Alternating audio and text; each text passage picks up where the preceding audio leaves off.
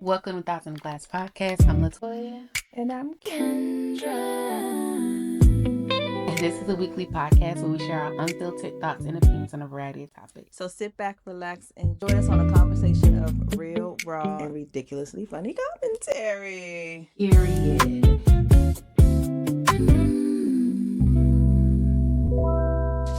Welcome back. Okay, so me and Kendra had originally had a different episode pre-recorded, but since that recording, so much has happened. I had to jump in and do a quick little what am I gonna call this? Interlude. I had to give a quick little interlude, right? When we recorded, it was previous to me making a decision to go to the Usher and Chris Brown concert last minute. I know. Y'all know I was on the fence about that thing, so I ended up doing it. But also, so much happened after we had talked, and we had already, did the whole episode, and I edited it and everything, but so much went on over the weekend since we did that, and I just wanted to talk about it and put it on the podcast. So here we are. This is our interlude.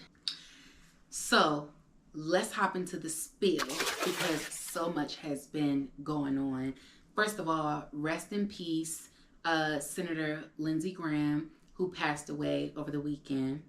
And then Sam Neill passed away on Monday. I don't know if y'all know who that is, but he was the guy, the main guy from Jurassic Park. Who else? Somebody else passed who I can't think of the name. What else? I don't know if y'all have been paying attention, but apparently there is a parasite outbreak that's causing diarrhea from the lettuce. I went to, where did I go? Oh, I had lunch with some of my coworkers recently. We were in the Tyson's area and we had gotten lunch, and I had got a Caesar salad, and one of the girls was like, oh, we're not supposed to be eating salad. And I'm like, what? What's up with the salad? Apparently, but I still ate my salad, so y'all pray for me. Well, that was last week, so I'm okay. But yeah, she was telling me that there's a parasite or whatever that is in the vegetables and causing people to have diarrhea. So I looked it up.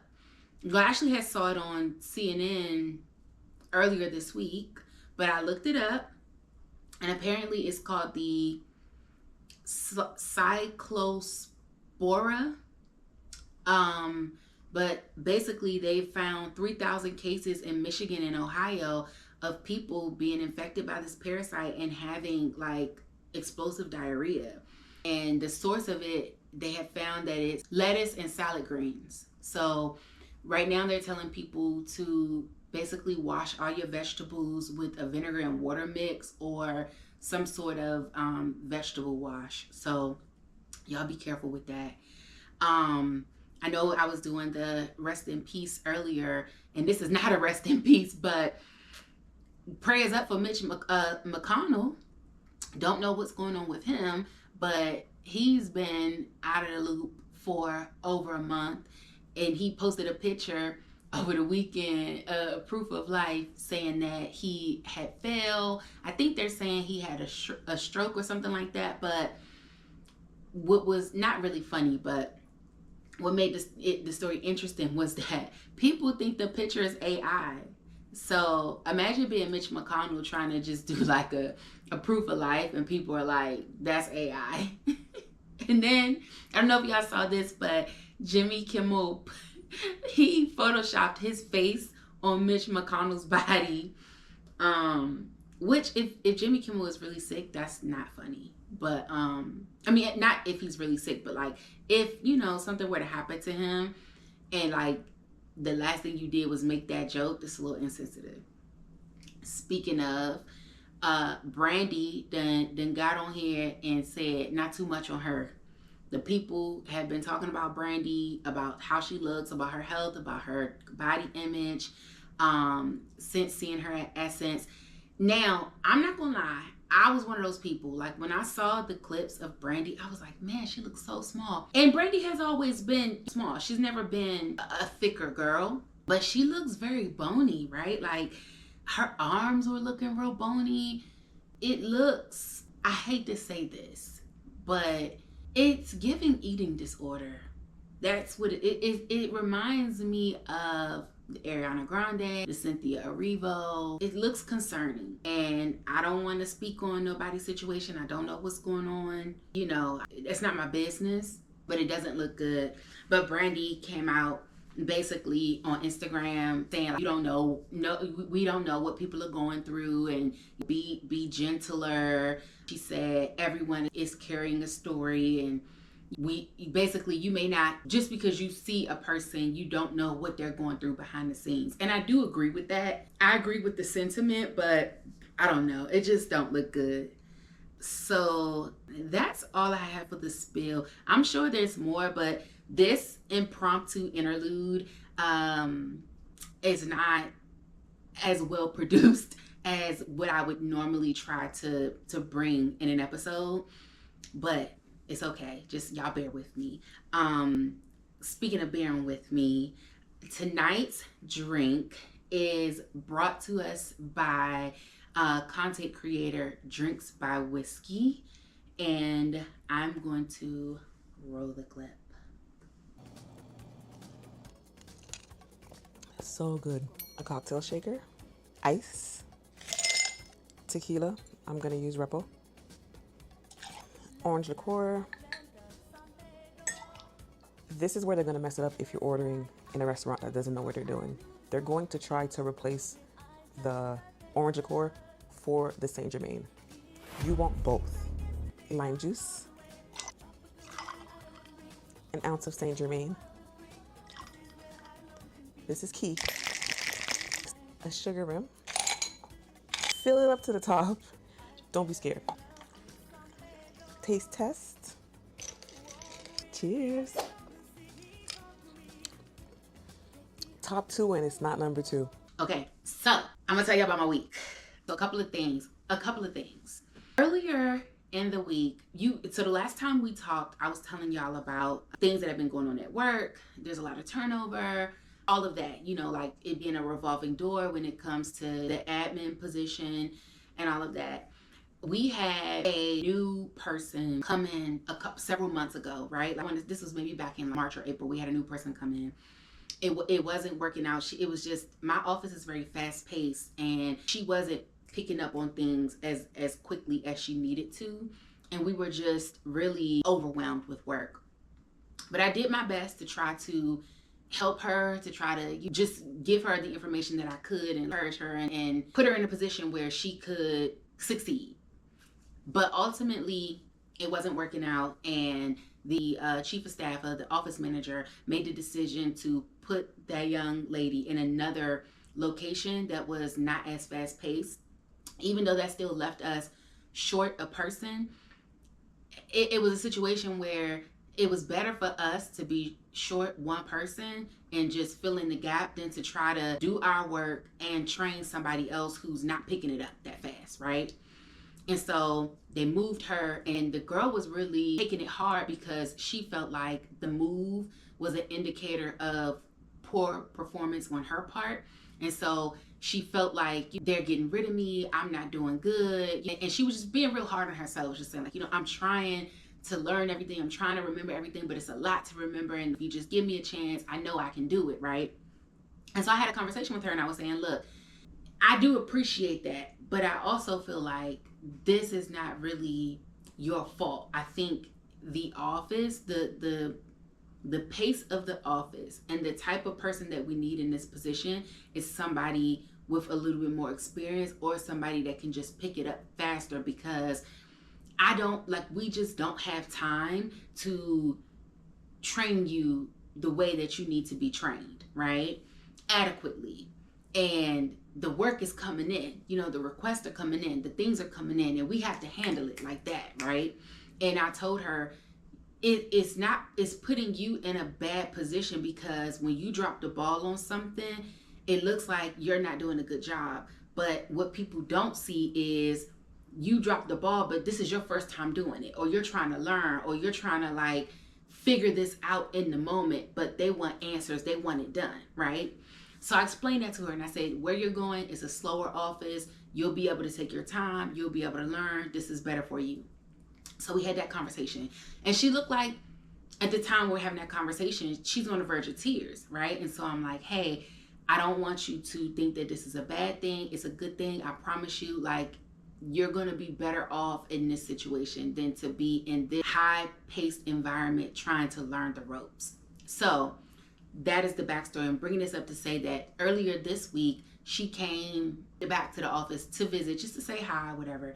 And she talked to me, and she just was like, I want to tell you that first, she was just like, I just really appreciate you being patient and teaching me and showing me all the things that you showed me. And she was like, the first day that I got here, it was so crazy. I was so overwhelmed. Everything was going on. People were asking me questions that I didn't have the answer to. And she was like, even though because it's 3 of us on the team, so she was the 4th person. And she's like, even though the other 2 girls were helping me, she was like, you were the only one that made me feel comfortable. Because I was just like, hey, look, if you need anything, ask me. If you are not sure, just say, hey, LaToya, can you help me, right? So that was my approach to the training. I just kept reiterating, just ask me. Don't be scared. Just, even if you ask me the same question over and over again, I'd rather you ask and we figure it out, then you don't say nothing and it doesn't get done, right? Or it gets done wrong. And so she was just like, the other girls, like, they were helpful, but you just really made me feel comfortable. And then she was like, on the day when they told me I had to leave, she was like, I was about to quit. She was like, you saw that I was like on the verge of tears. And she was like, I just wanted to quit. And she was like, but you talked to me and you told me, hey, this would be a better fit, whatever. And she was like, I just want to tell you that you were right, that it was a better fit, that I am able to learn. And she was like, but you just pulling me aside and having that conversation really helped, and it brought my anxiety down. And so I'm bringing this up because that really blessed me. And I think you all have heard me complain about, I won't necessarily say complain, but like talk about how frustrating it is to be in this position where like, they bring in person after person, right? And then we spend this time, invest this time training a person. They don't like the job. They don't want to do calendars. They don't want to do secretarial work. And so I spend 3 to 6 months training somebody only for them to stay for another 6 months and then they're gone. So this was the first time that somebody has come back and said, hey, I appreciate you helping me. So that just blessed me. I feel like as much as we take for granted, or as much as we can complain and see the negative of things, there's also some space to see the positive in things, and to just take a moment and appreciate that. So that happened this week, and I was just blessed by that. It just really helped me to shift my perspective.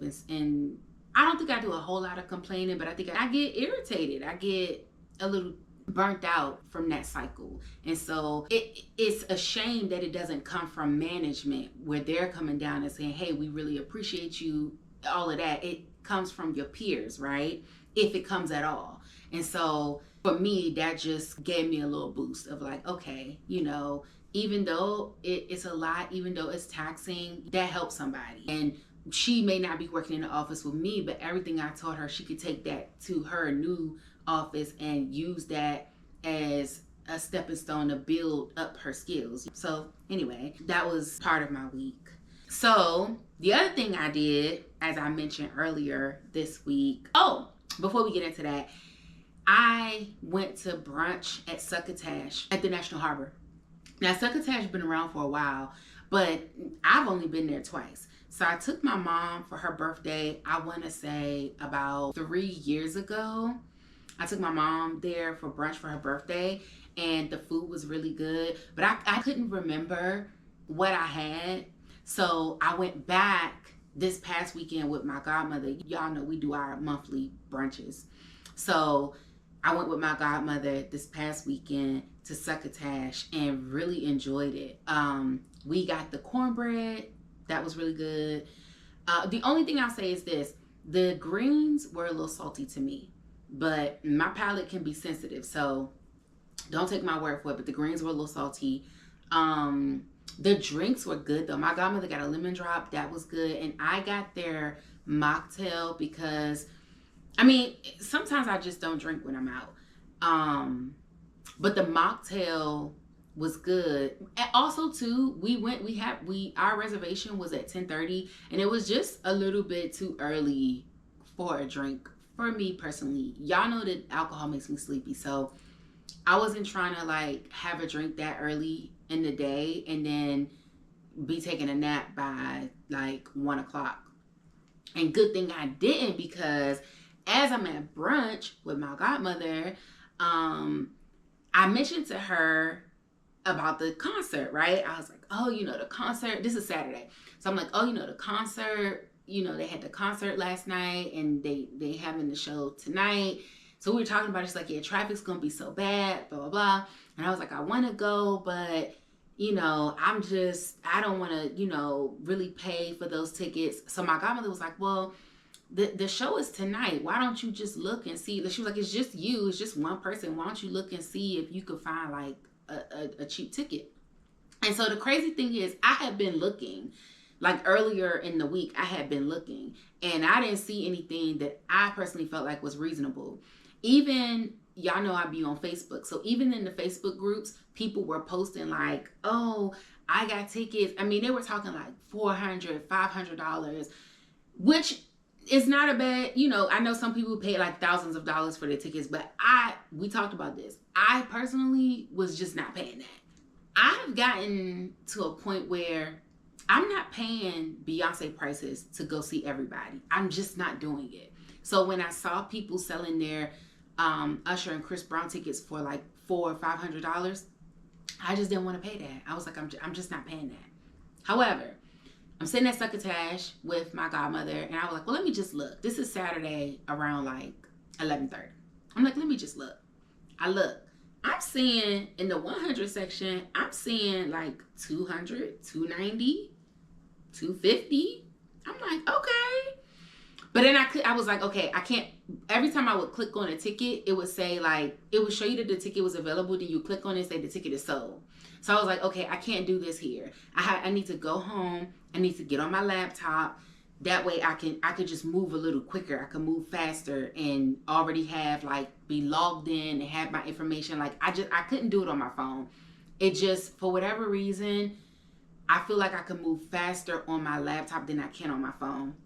And maybe it just was that situation. Like I was out and about. I wasn't on like Wi-Fi, So anyway, so I get home after brunch. I get home and now it's like 2:15, right? But I do exactly that. Log in on my laptop to SeatGeek, looking at seats, and lo and behold, and now it's like 2:15.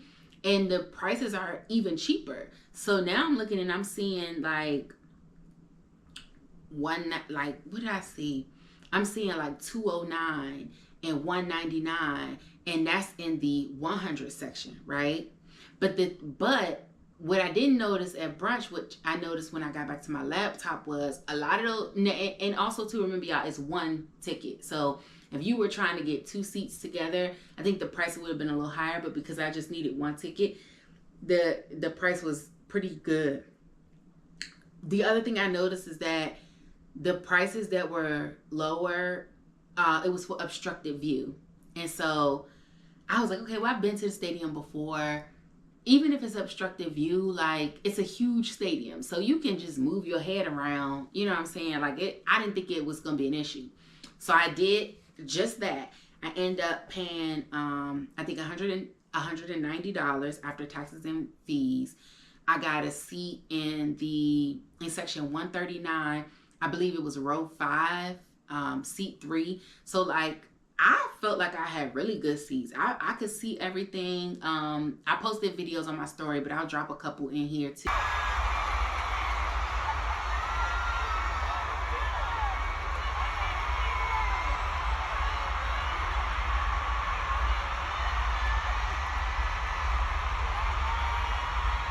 I just got the ring and I think I deserve a toast. Shout out to my team, we be out of doing the most. Come to my place, you don't break no clothes. Let's get started, baby. Yeah, let's drop the doors. I took my man on that ass. Here's that, take any cash. Got a few girls on the way, baby girl, you ain't leaving. It's my birthday, to get up in that game. But I'm gonna tell you that I'm sorry.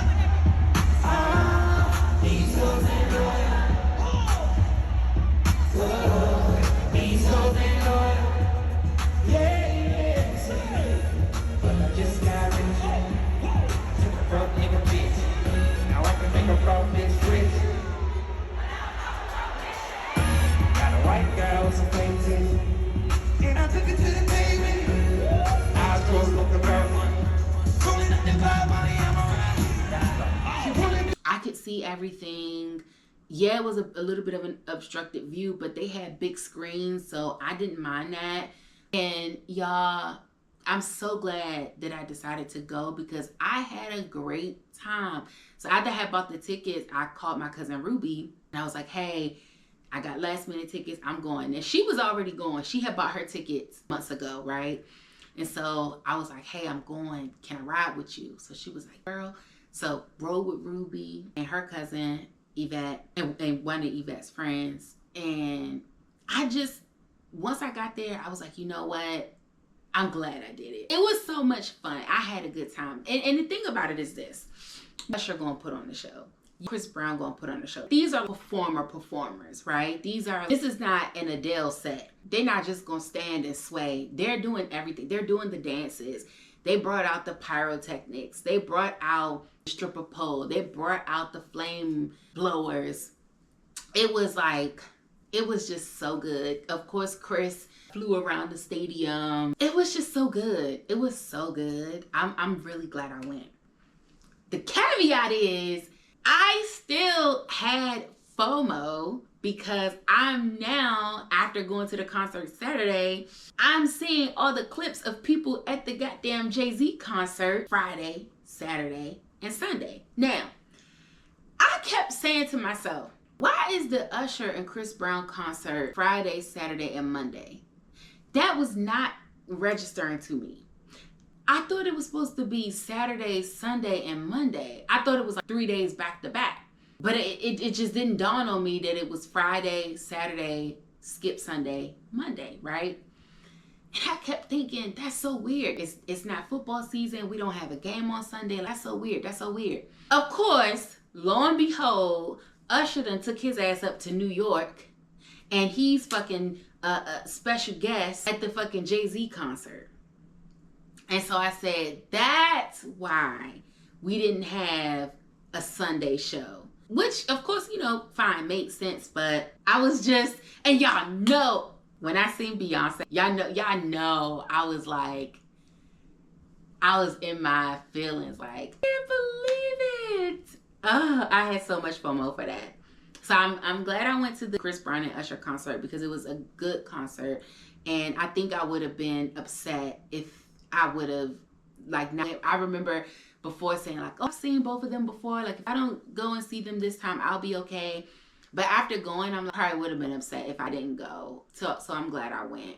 It did rain, but luckily when it rained, I don't know what, my intuition must have just been really in tune, because right before it started raining, I was like, we had been sitting there waiting. And I was like, you know what? Let me go. Let me get up. I need to stretch my legs. I want to go and get something to drink and get get some French fries or something to nibble on, use the bathroom, then I'll come back.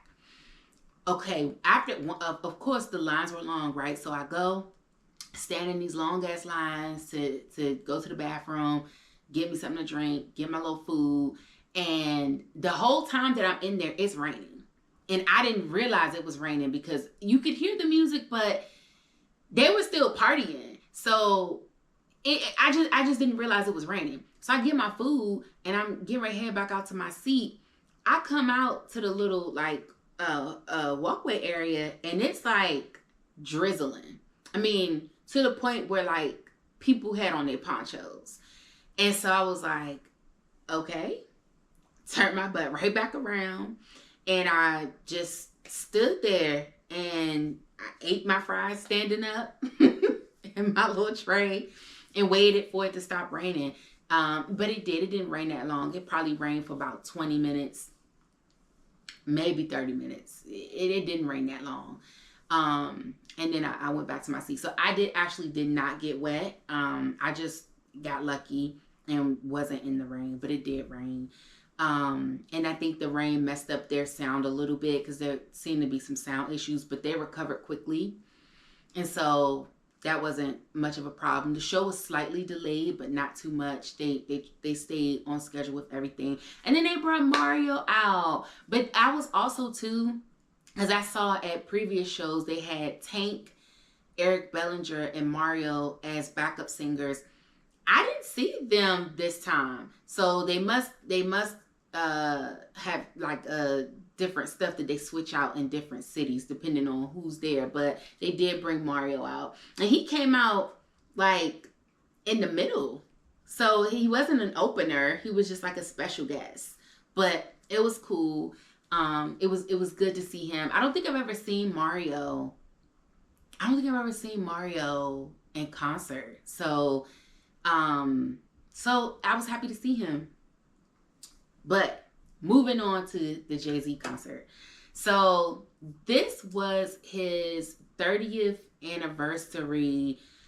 So I guess he went through like several of his albums, but I thought that this was the 30th anniversary of the Blueprint album. Y'all correct me if I'm wrong.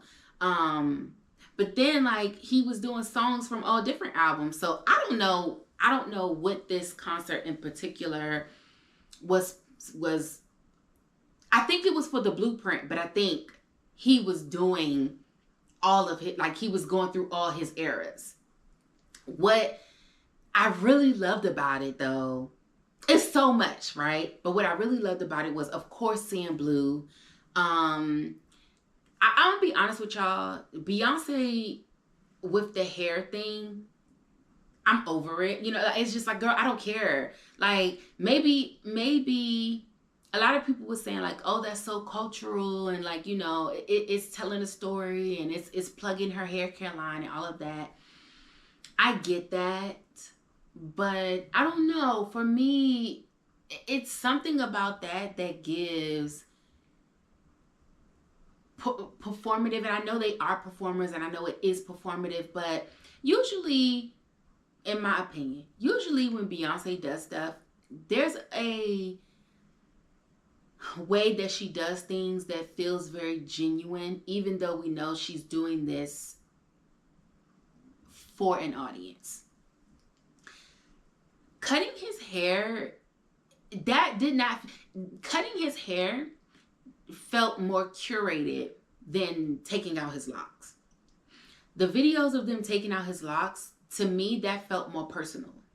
Her cutting his hair at the Yankee Stadium, that felt curated. And I know it was, but what I'm saying is it came across to me as curated.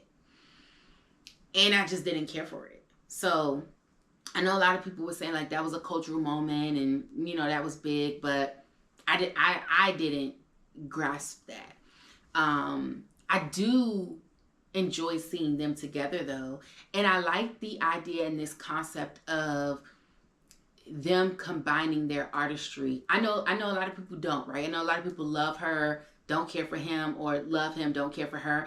But I really like them together. Like, I really like them together. I think whether you like their relationship or not, I think they bring something out in each other that makes them better artists to me.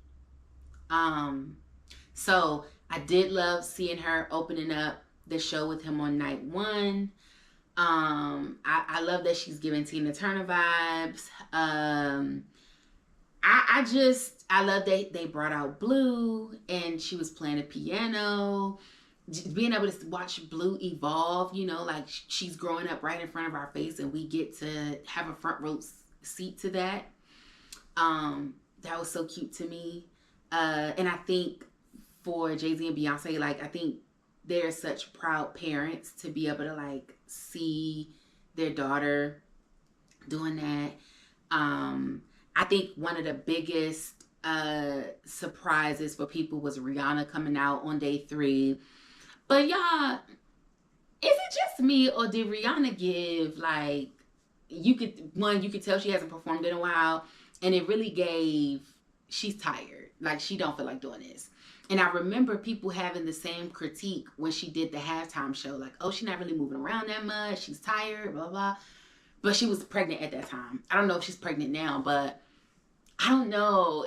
And then some people was like, oh, she's high. Oh, and a lot of people was like, we don't care. She could stand in one place and we would still, you know, her fans, like, we would still go see her. So, whatever. But I do appreciate that she came out, though. I was like, rightfully so, because Jay-Z played a big hand in her career, right? Bringing Eminem out, that was a surprise for me. So, you know, I'm getting this through clips, as are probably a lot of us. When I seen the clips of Eminem, I was like, oh, that's so dope. Like, I don't know. I thought it was cool. Like, it was just so cool. Seeing Pharrell, him come out with Pharrell, with the clips. Of course, we saw Usher go and perform on that Sunday. Who else? Oh, Nas. I was not really shocked because I know they had been squashed the beef, but like, it was still a nice surprise to see Nas come out. I was surprised to see Slick Rick come out, and also happy to see him come out. Who else? Jermaine Dupri, Swiss Beats, whatever. Alicia Keys, Fat Joe, Jadakiss, Tiana Taylor. Although it looked like something was going on with her mic, and I didn't appreciate that because I don't do my girl like that, right? And then Jeezy. I'm pretty sure I'm missing some, but so I heard a rumor. Well, I don't know if it may be true. I haven't researched it, guys, but apparently he's supposed to be doing a show in Paris in September for Beyonce's birthday. If that's true, I might be going to Paris and celebrating my birthday with Beyonce. Like, we're gonna see. But because I have severe FOMO from that freaking concert. Like, and then just my girl, Beyonce is just, y'all know that's my favorite. She's just top tier, okay? When she came out and did Drunk in Love on day 3, and I believe they ended the concert with that, she just looks so good. And anyway, so also speaking of concerts, J. Cole did his he kicked off his what's it called, the Fall Off the World tour in North Carolina, right? And I was seeing clips of that, And that concert was going crazy. I don't know if he brought out any special guests. I didn't see any special guests, but I did see that he, basically his intro, he started off in the crowd. I believe he was doing 39 or whatever that song is, but I was like, that's kind of cool. And it looked like his fans were shocked to see him starting off in the crowd. One thing I like about J. Cole is I think he has been one of the few artists that has maintained a personable I want to say a personable personality, but I don't like that. That doesn't sound right. Basically, he makes you feel like you have access to him, even though he is a superstar, right? And I think he does that well. And I think that's what a lot of people like about him, right? He feels real. He feels like he could be your homeboy, your friend, or whatever. So J. Cole is one of Chris's favorite artists. So all the clips that I've been seeing on Instagram for his concert, I've been sending them to Chris. And he's like, you and Dominic, all my friends, y'all keep sending me the same stuff. And I was like, well, every time you see a Beyonce clip, you send it to me. I'm just sharing the love. Oh, and we didn't talk about this. I didn't realize he had performed on the 4th of July in Philly. I don't know, y'all. Is this a recession indicator? Because I feel like we've been inundated with these big name concerts. And maybe it's always been like this. Maybe every summer it's like this. But I don't know why this year it feels like we've had a lot of huge concerts. I know Ariana Grande is in, I think she's doing Philly or New York. I don't think she's coming to DC. But I think that's happening this coming weekend. What else is going on? There's some other concerts. I believe Kehlani this summer. And then the Broccoli City Fest is, I believe, at the end of the month. Y'all don't quote me, but I'm just bringing all of this up to say that was basically the reason why I was like, I got to do an interlude because we got to talk about these concerts, y'all. Like, what is going on? The people are outside. The people are performing. So, yeah, just lots of concerts going on. A lot of great performances. Okay, moving on. What am I watching and or reading?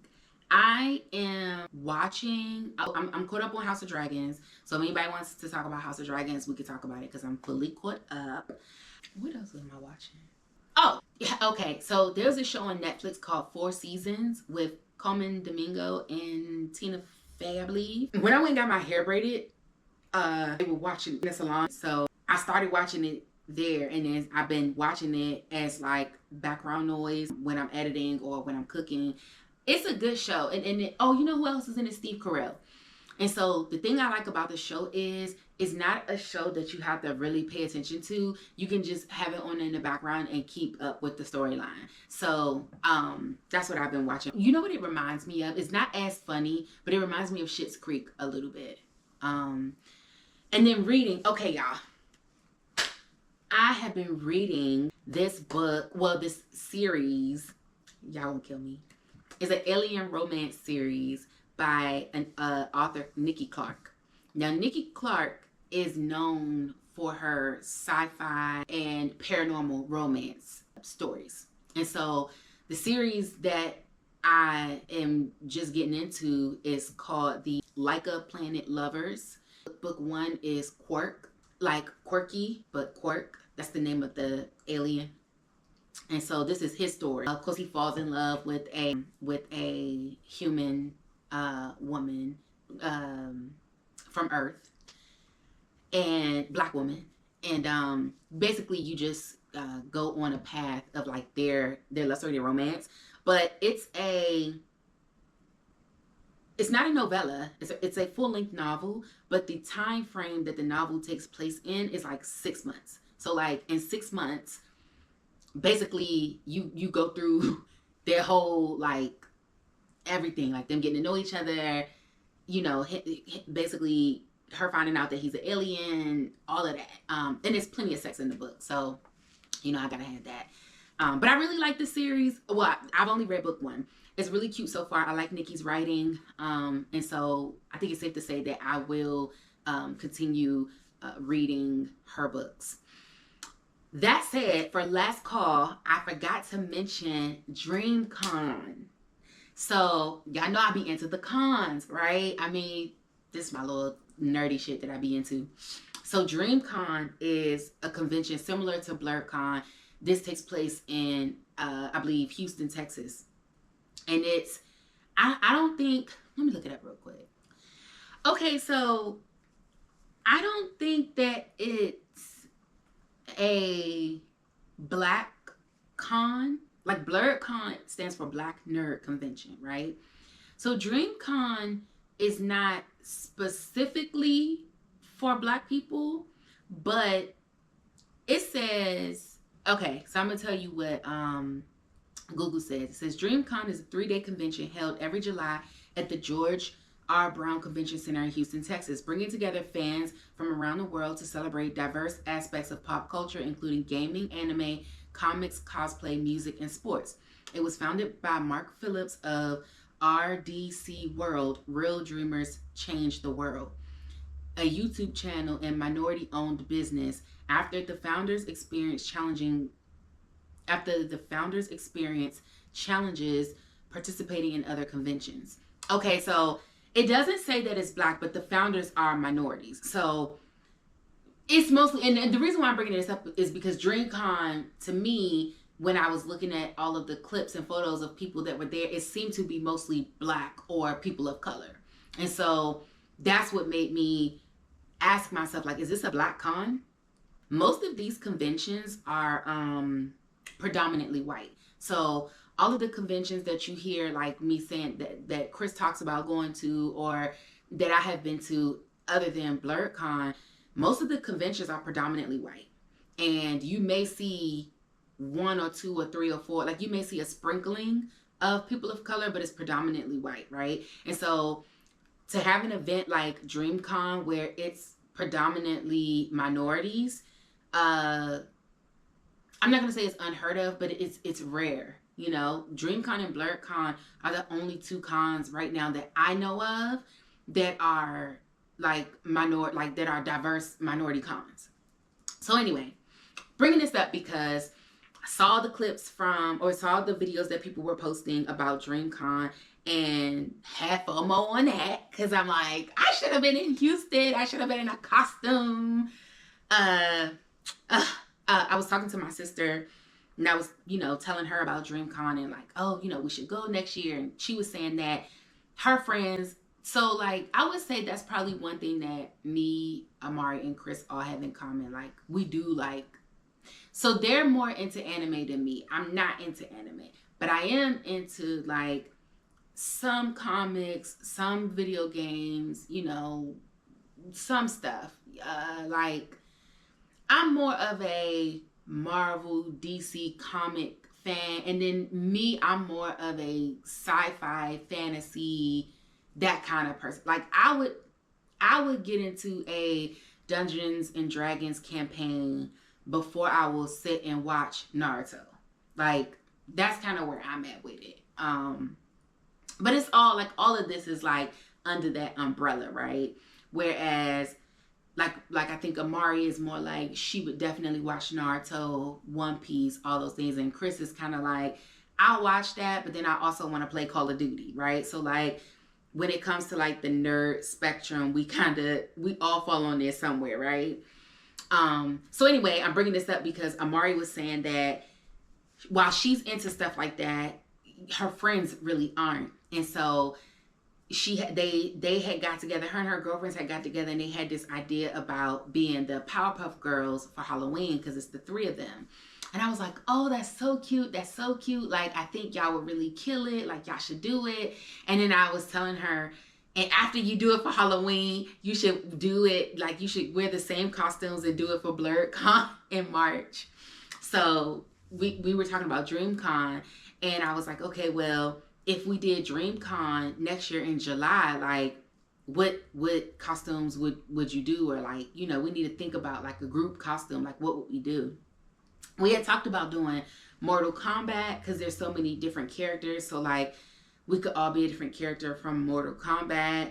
I don't know if you guys watch Steven Universe, but for a long time, I've had the idea of maybe cosplaying Garnet, one of the characters from Steven Universe.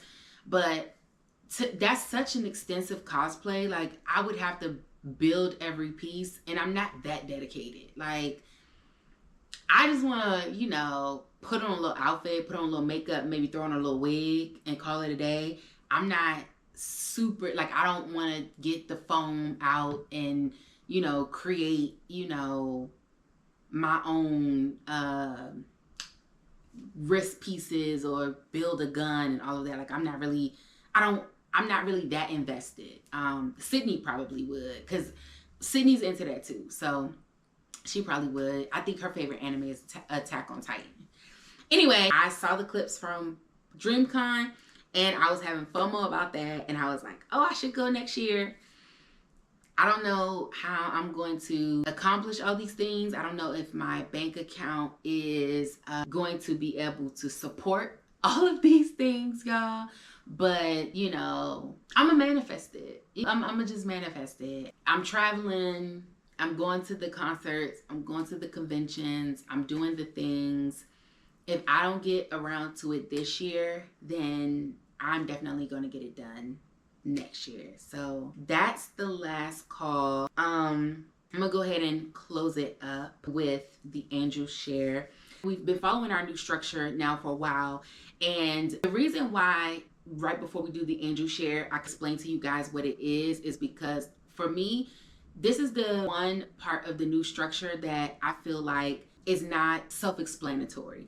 And I want to get to a point where when you hear us say the angel share, you already know what it is. And so in order to do that, I think it's important to, at least in the beginning, to keep reminding our audience of what this is and why we're doing it.